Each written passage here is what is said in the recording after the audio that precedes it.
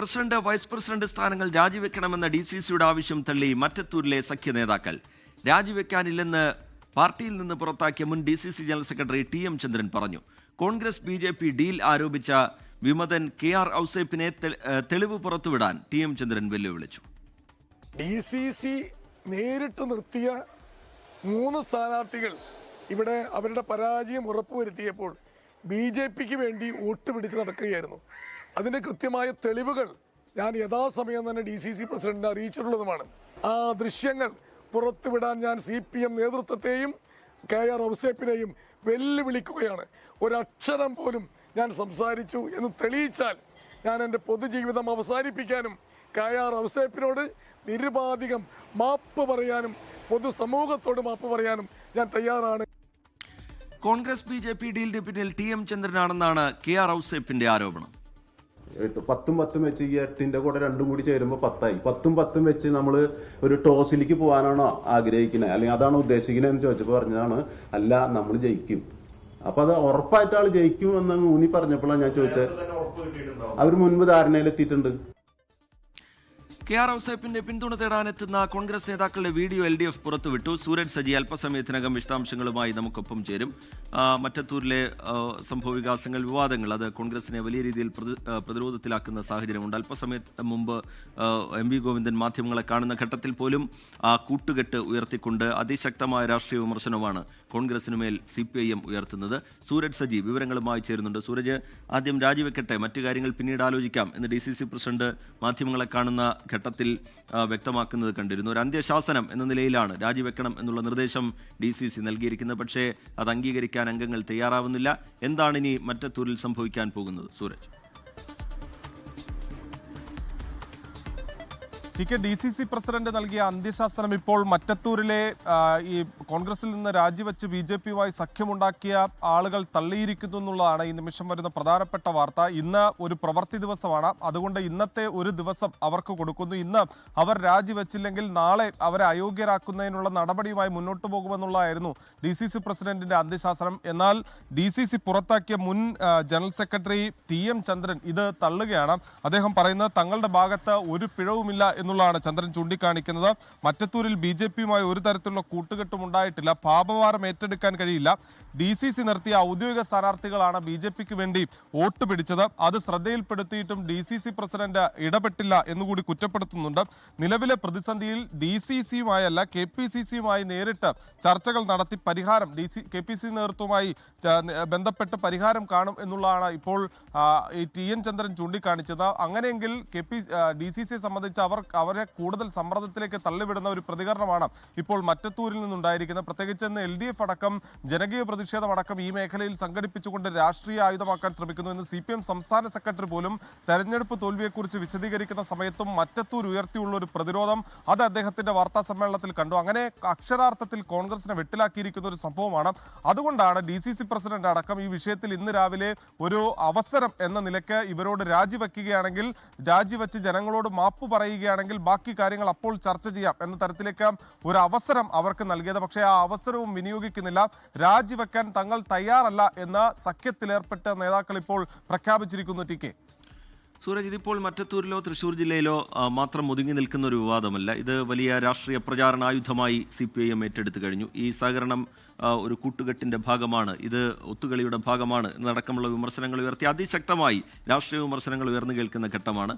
ഈ നടപടി നേരിട്ട അംഗങ്ങളാണെങ്കിൽ കുറ്റപ്പെടുത്തുന്നത് മുഴുവൻ DCCയെയാണ്, DCC നേതൃത്വത്തെയാണ്. KPCCയുടെ ഭാഗത്തുനിന്നൊരു ഇടപെടൽ ഈ വിഷയത്തിൽ അല്പം കൂടി സജീവമായി ഉണ്ടാവുമോ, സൂരജ് സജി?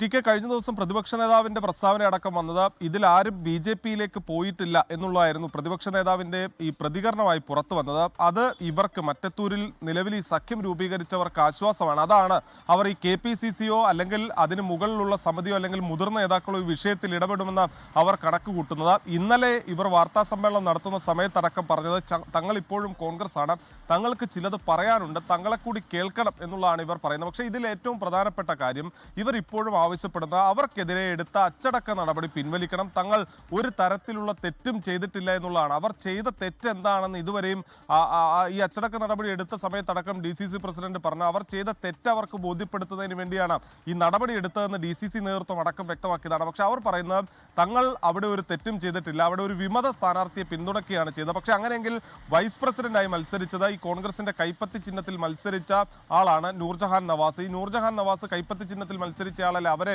BJP വോട്ട് ചെയ്ത് വിജയിപ്പിച്ചല്ലോ എന്ന് ചോദിക്കുമ്പോൾ അതിന് കൃത്യമായ ഒരു ഉത്തരം അവർക്കില്ല. പക്ഷേ അവരിപ്പോഴും പറയുന്നത് തങ്ങൾ കോൺഗ്രസ്സുകാരാണ്, അതുകൊണ്ട് തന്നെ തങ്ങളെ തിരിച്ചെടുക്കണം എന്നുള്ളതാണ് അവർ മുന്നോട്ട് വെക്കുന്ന ആവശ്യം. പക്ഷേ DCC ആകട്ടെ അതിലൊരു വിട്ടുവീഴ്ചയ്ക്കും തയ്യാറല്ല. അവർ പറയുന്നത് അയോഗ്യത കൽപ്പിക്കാതിരിക്കണമെങ്കിൽ അടിയന്തരമായി പ്രസിഡന്റ് വൈസ് പ്രസിഡന്റ് സ്ഥാനങ്ങളിൽ നിന്ന് നടപടി നേരിട്ടവരാണെങ്കിൽ അച്ചടക്ക നടപടി പിൻവലിക്കട്ടെ, അതിനുശേഷം മറ്റു കാര്യങ്ങൾ ആലോചിക്കാം. പ്രാഥമികമായി ആദ്യമായി ആ നടപടി ഉണ്ടാകണം എന്നുള്ള ആവശ്യമാണ് ഈ നടപടി നേരിട്ടവർ മുന്നോട്ട് വെക്കുന്നത്. പക്ഷേ DCC ആണെങ്കിൽ DCC പ്രസിഡന്റ് ആണെങ്കിൽ അക്കാര്യത്തിൽ വളരെ വ്യക്തതയോടുകൂടിയുള്ള പ്രതികരണമാണ് നടത്തുന്നത്.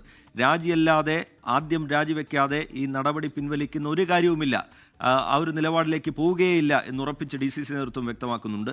അങ്ങനെയെങ്കിൽ തൃശ്ശൂരിൽ അതിൻ്റെ ഒരു സമവായത്തിൻ്റെ സാധ്യത പൂർണ്ണമായി അടഞ്ഞു കഴിഞ്ഞു എന്നല്ലേ മനസ്സിലാക്കേണ്ടത് സൂരജ്? TK, സ്വാഭാവികമായി ഇന്ന് ഈ പ്രവൃത്തി സമയം അവസാനിക്കുകയാണ്. അതുകൊണ്ട് തന്നെ തൃശ്ശൂരിൽ ഒരു സമവായം അടഞ്ഞു എന്ന് തന്നെ പറയേണ്ടിയിരിക്കുന്നു. DCC ഇന്ന് രാവിലെ DCC പ്രസിഡന്റ് പറഞ്ഞ കാര്യം ഈ വിപ്പടക്കം നൽകുന്നതിനുള്ള നടപടി ഉണ്ടായിരുന്നു. അതല്ലെങ്കിൽ പോലും ഈ തദ്ദേശ സ്വയംഭരണ സ്ഥാപനങ്ങളിലേക്കുള്ള തെരഞ്ഞെടുപ്പുമായി ബന്ധപ്പെട്ടുകൊണ്ട് 99 പുറത്തു വന്ന ചട്ടമുണ്ട്. ആ ചട്ടപ്രകാരം ഇവരെ അയോഗ്യരാക്കാൻ കഴിയും.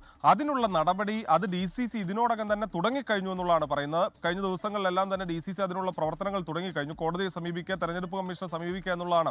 അതിനുള്ള എല്ലാ ഒരുക്കങ്ങളും പൂർത്തിയായി കഴിഞ്ഞു. പക്ഷേ എന്നാൽ പോലും ഇന്നലെ ഇവർ പറഞ്ഞ ചില നിർദ്ദേശങ്ങളുണ്ട്. തങ്ങളെ കേൾക്കണം എന്ന് പറഞ്ഞതിന്റെ അടിസ്ഥാനത്തിൽ അവർക്കൊരു അവസരം കൊടുക്കുന്നു. അതായത് ഇവർ പറഞ്ഞത് തങ്ങളെ വിളിച്ചില്ല, അന്വേഷിച്ചില്ല, അത്തരം കാര്യങ്ങളാണ് ഇവർ പറഞ്ഞിരുന്നത്. അതുകൊണ്ട് തന്നെ അവർക്കൊരു അവസരം കൊടുക്കുന്നു. ഇന്നത്തെ പ്രവൃത്തി ദിവസം അവസാനിക്കുന്നതിന് മുൻപ് പ്രസിഡന്റ് വൈസ് പ്രസിഡന്റ് സ്ഥാനത്തുള്ളവർ രാജിവെച്ചത് ആദ്യഘട്ടം. അതിനുശേഷം അവർ ഒരു പൊതുസമ്മേളനം വിളിച്ചുകൂട്ടി തങ്ങൾക്ക് പറ്റിയത് തെറ്റാണെന്ന് പ്രഖ്യാപിക്കുകയാണെങ്കിൽ അപ്പോഴാകാം ചർച്ച. അതായത് ചർച്ചയിലേക്ക് കടക്കണമെങ്കിൽ പോലും പ്രാഥമികമായി അവർ രാജിവെച്ച് ജനങ്ങളോട് തെറ്റ് ഏറ്റുപറയണം എന്നൊരു നിലപാടിലാണ് DCC ഉണ്ടായത്. പക്ഷേ ഇപ്പോഴും ഈ മറ്റത്തൂരിൽ സഖ്യത്തിൽ ഏർപ്പെട്ട ആളുകൾ പറയുന്നത് തങ്ങൾ രാജിവെക്കില്ല, തങ്ങളെ തിരിച്ചെടുക്കാനുള്ള ചർച്ചകൾ അത് തങ്ങൾ KPCC നേതൃത്വമോ അല്ലെങ്കിൽ അത്തരം ഒരു ഉന്നത അധികാര സമിതിയോ ആയി പൊയ്ക്കോളാമെന്ന് പറയുന്നു. അക്ഷരാർത്ഥത്തിൽ DCCയെ വെല്ലുവിളിക്കുന്ന തരത്തിലേക്ക് മറ്റത്തൂരിലെ സഖ്യം മാറുന്നു എന്നുള്ളതാണ് ഏറ്റവും പ്രധാനപ്പെട്ട കാര്യം. എന്തായാലും ഈ വിഷയത്തിൽ ഒരു പരിഹാരം കാണാനുള്ള ഒരു നീക്കം അത് DCC നടത്തിയതാണ്. അത് ഇന്നും ആ സമവായ സാധ്യതകൾ അടയുന്നു. TK,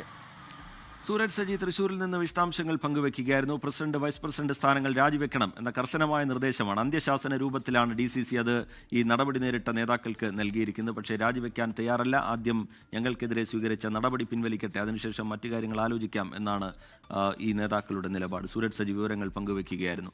ലോകത്തെവിടെയായാലും ഏത് സമയത്തും 24 വാർത്തകളും ഓഗ്മെന്റഡ് റിയാലിറ്റി പാക്കേജുകളും എക്സ്പ്ലെയിനറുകളും വിശദമായി കാണാൻ ഞങ്ങളുടെ YouTube ചാനൽ നിങ്ങൾക്ക് സബ്സ്ക്രൈബ് ചെയ്യാം.